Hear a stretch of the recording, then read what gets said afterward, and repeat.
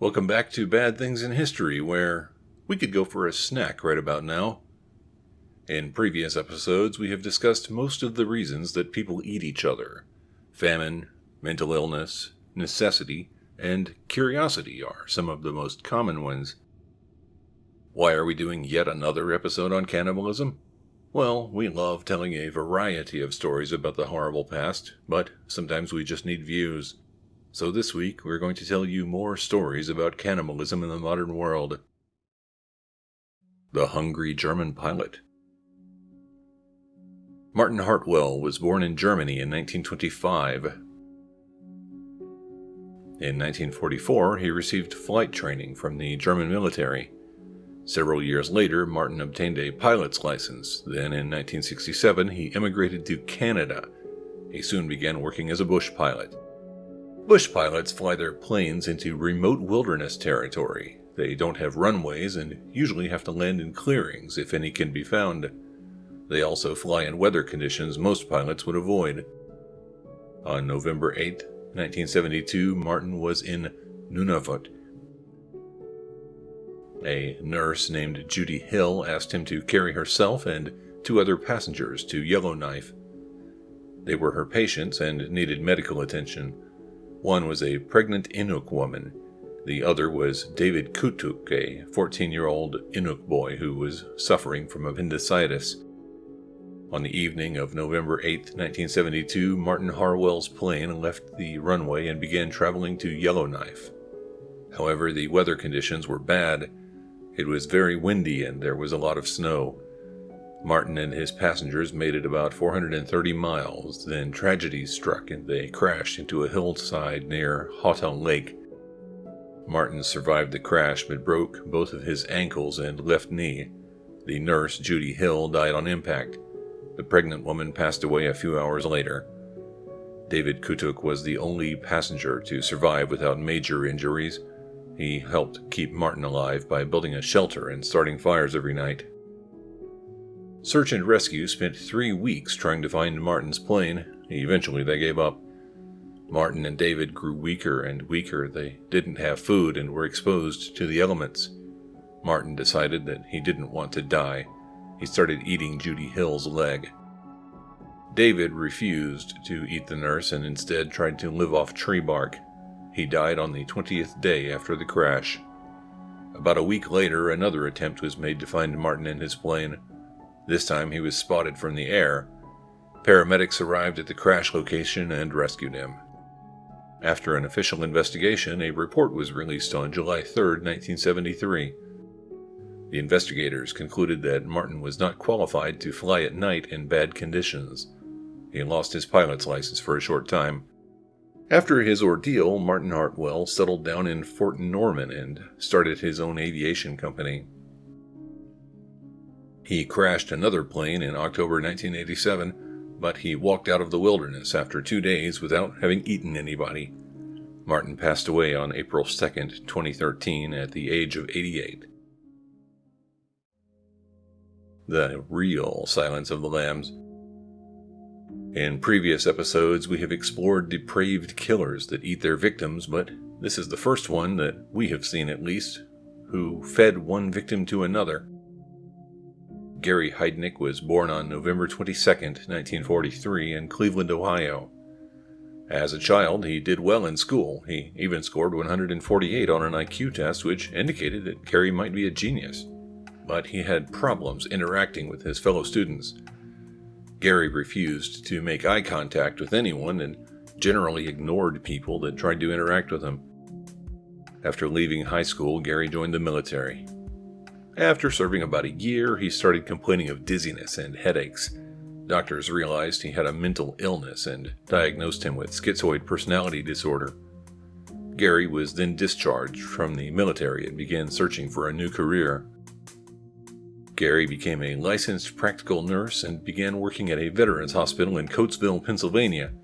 He was fired for being rude to patients and almost never showing up to work. In October 1971, Gary created his own church called United Church of the Ministers of God and opened a bank account for the new religion. By 1986, the account would have over $500,000 in it, But financial security didn't stop Gary from kidnapping and abusing women. In 1978, Gary decided to abuse his girlfriend's sister, Alberta Davidson. He signed her out of a mental institution and took her to his basement. He kept her there and sexually assaulted Alberta several times. When finished, he shackled her to a building behind his house. Authorities found Alberta and took her back into custody. Once they realized what Gary had done, he was arrested and charged with several crimes. However, rather than go to prison, he spent most of his time in mental institutions. In April 1983, he was released. Despite spending time in a facility, Gary's desire to kidnap and abuse women increased. On November 25, 1985, he kidnapped a woman named Josefina Rivera. He kept her in the basement. One day, he began digging a hole, telling her that he was going to grow their family but needed more women for his harem. In the meantime, Josefina had to spend most of her time in the hole.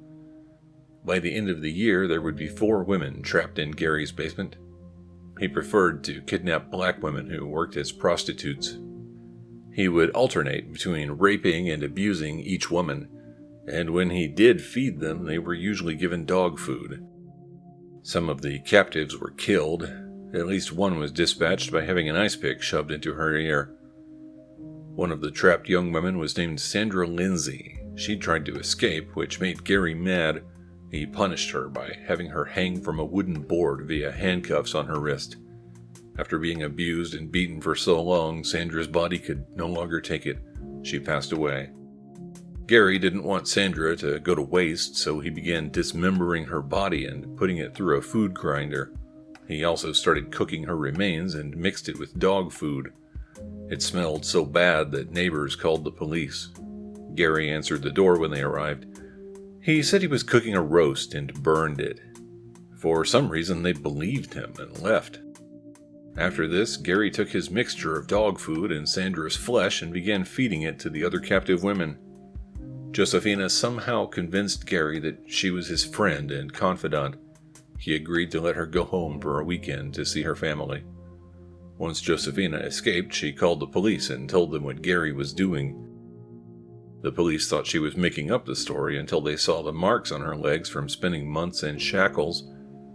In April 1987, Gary Heidnik was finally arrested. At trial, he was found guilty and sentenced to death. Gary died from lethal injection on July 6, 1999. Art appreciation. Sometimes cannibalism doesn't happen because of starvation or insanity. Instead, it's done in the service of artistic expression. Rick Gibson is a performance artist from Montreal, Canada. He was born in 1951. He enjoys creating works of art that are designed to make viewers as uncomfortable as possible. For instance, at one point he modified a baby stroller. Inside, it contained a variety of insects and snails. For those who stopped to look at the strange creation, they were given a choice. If they wanted to kill one of the trapped animals, Rick provided the correct poison to do the job. Around 1981, Rick started experimenting with freeze-drying. He did this to various animals and human body parts, then included them in his sculptures. In December 1987, Rick was showing his work in London. One of the sculptures was wearing earrings. The earrings were made of small aborted fetuses. They were previously freeze-dried and given to Rick. Then he rehydrated them and made the earrings. The authorities seized the sculpture. On January 30th, 1989, a London court found Rick Gibson guilty of outraging public decency and fined him. Rick was not deterred from his troubling style of performance art. Instead, he decided to find a way to increase the shock value while obeying the law. He discovered that England didn't have a specific law against cannibalism.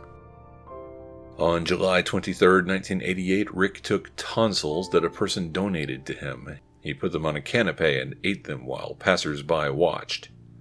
The next year, on April 15, 1989, he returned to London and ate a slice of human testicle while spectators observed. Rick Gibson tried to repeat his testicle-eating feat in Vancouver, but authorities stopped him. However, when a judge later ruled Rick was within his rights, they had to return the confiscated testicle. Rick ate it on the courthouse steps. After that, he moved on from cannibalism and started creating other disturbing works of art. Tompkins Square Park Cannibal. Daniel Rakowitz was born in Fort Leonard Wood, Missouri in 1960. When he was a child, his family moved to Rockport, Texas. In 1985, when Daniel was in his mid-20s, he moved to New York City. He settled in East Village, a neighborhood in Lower Manhattan. The locals soon recognized that Daniel was a troubled but seemingly caring person. Each day he would ask people to donate money to buy food for the homeless. Daniel would then take the money, buy food, cook it, and serve it to them at Tompkins Square Park. He became well known for helping the less fortunate. To some people, he was also a well-known drug dealer. Daniel lived in an apartment with 2 roommates, but after several months, they couldn't stand living there anymore. Daniel had a pet rooster that crowed constantly.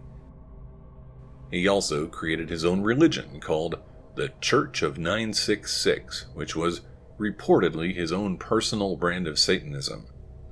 He would annoy everyone around him with rambling lectures about prophecies. Without roommates, Daniel couldn't pay the rent. He needed to find someone to help share the bills.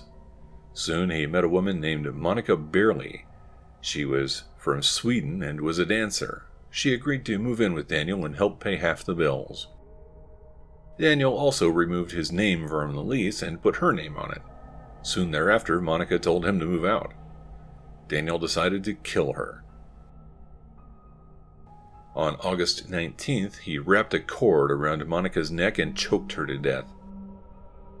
He then cut her body into pieces and began cooking parts of it. Daniel claimed to eat some of it. He also claimed to make soup from it, which he then served to the homeless. Someone finally talked to the police. When they arrested Daniel, he took them to a storage area where he kept Monica's skull and teeth. On February 22, 1991, Daniel Rakowitz was found not guilty of killing Monica due to being insane.